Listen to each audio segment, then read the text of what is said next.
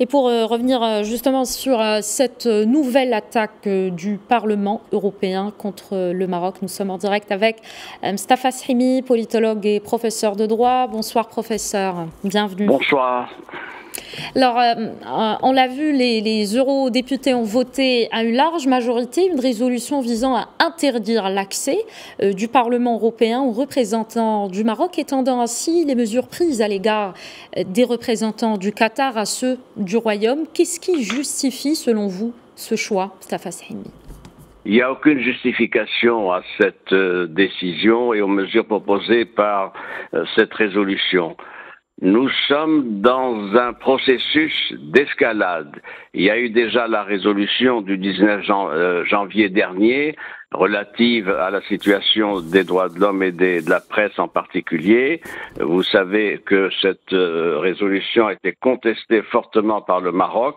Voilà que 4 semaines plus tard, une autre résolution du 16 février courant va beaucoup plus loin, c'est pour ça que j'ai parlé d'escalade, et c'est une résolution qui a été votée à une forte majorité, vous l'avez dit, 401 voix, 3 voix contre et 133 abstentions. Évidemment, c'est une majorité qui est plus forte que celle du 2019, c'est-à-dire une petite cinquantaine de voix supplémentaires, mais il faut observer qu'un quart des députés, des eurodéputés n'étaient pas présents. C'est un Parlement qui compte 705 membres, il y en avait au total donc 537, ça c'est un premier point. Le deuxième point, c'est une résolution qui pose un gros problème politique et juridique. Pourquoi ? Parce que c'est une résolution qui interdit qui vise à interdire plus exactement l'accès du Parlement à Strasbourg aux représentants du Maroc.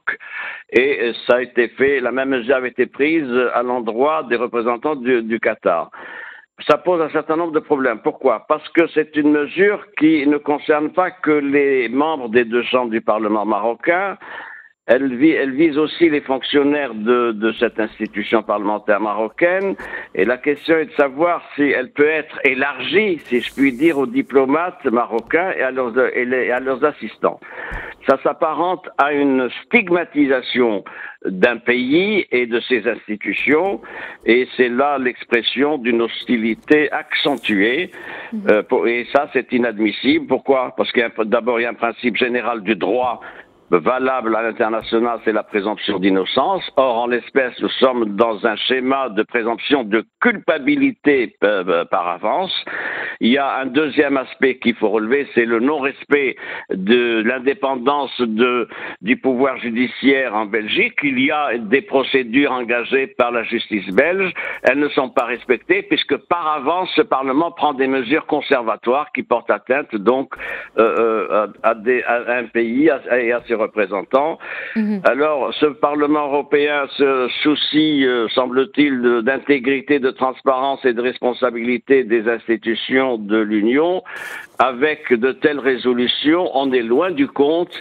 Et c'est de nature, évidemment, à mettre en cause et à conduire le Parlement marocain et le Maroc à réévaluer, comme ça a été décidé, la nature et la dimension des relations avec ce Parlement européen et alors, avec professeur, l'ensemble vous des avez parlé institutions. d'hostilité accentuée. Justement, cette résolution du Parlement européen s'ajoute à celle du 19 janvier dernier, confirmant l'ingérence du Parlement européen dans les affaires du Royaume du Maroc. Que se passe-t-il, à votre avis, à Strasbourg? Irez-vous jusqu'à dire qu'il y aurait une sorte d'anti-marocanisme qui sévit dans les couloirs du PE? Il se dit ce que l'on veut dans les couloirs. Le Maroc est un État de droit en attente du Parlement européen, qui est une institution législative, donc constitutive de l'Union européenne, que des principes généraux de droit soient respectés. Ça veut dire quoi? Pas d'incrimination sans preuve.